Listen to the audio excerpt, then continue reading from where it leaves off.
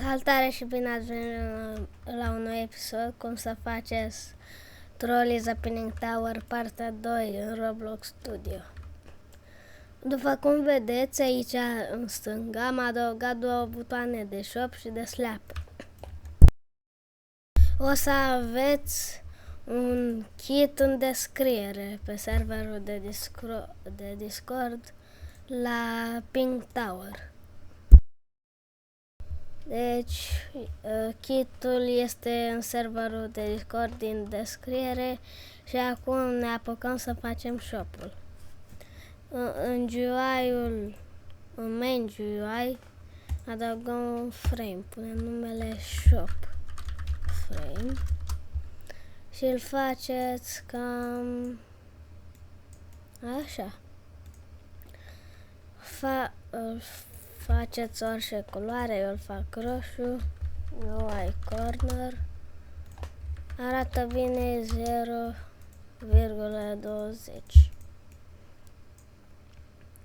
Că nu fac albastru, să nu fie roșu.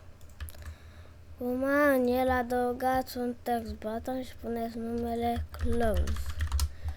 Și la size puneți 50, nu. Da, 0,50.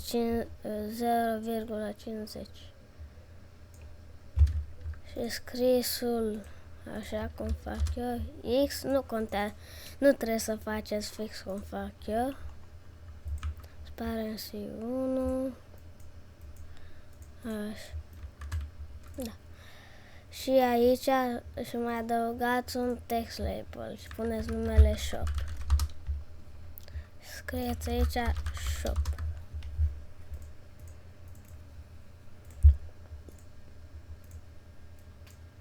Așa, mare. Și transparency 1. Așa. Și facem puțin scripting în partea 3 aici la shop. Până acum puteți să adăugați un local script în close și scrieți așa: buton egal script.parent, buton mouse button one click connect function.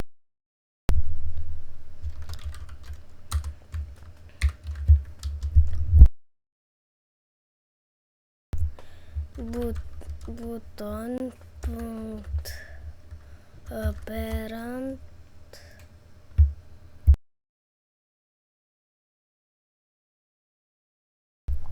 punct shop frame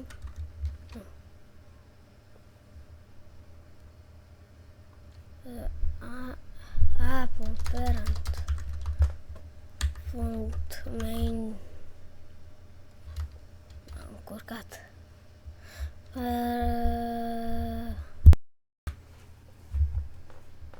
Acum trebuie să meargă. Merge.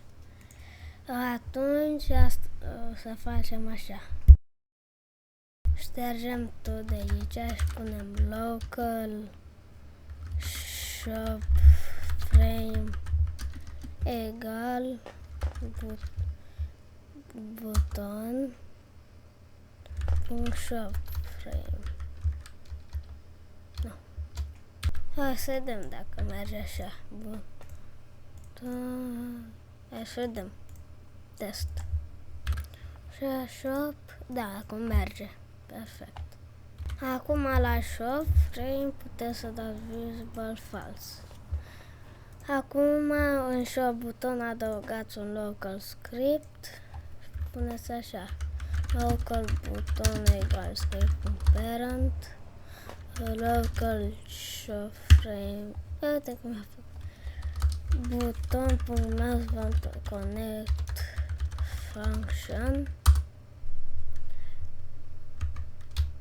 shop frame.visible egal true. Acum dacă testăm trebuie să meargă. Shop. Da, acum merge. Acum o să lucrăm la slap. În toolbox o să căutați ceva. O să pun slap-ul în slap în serverul din descriere. Puteți să adăugați un rig aici. Test. Îl țin în mână, nu prea e bine. Puteți să folosiți pluginul Tool Grip Editor, să-l faceți voi cum vreți. Și când apăs, sare. Și acum creați un Game Pass. Dacă nu știți cum, căutați un tutorial și puneți numele Slap Hand. Și când ați creat pass-ul, facem partea viitoare, nu facem acum. Și da, am terminat pentru partea asta, ne vedem în partea 3. Pa, pa!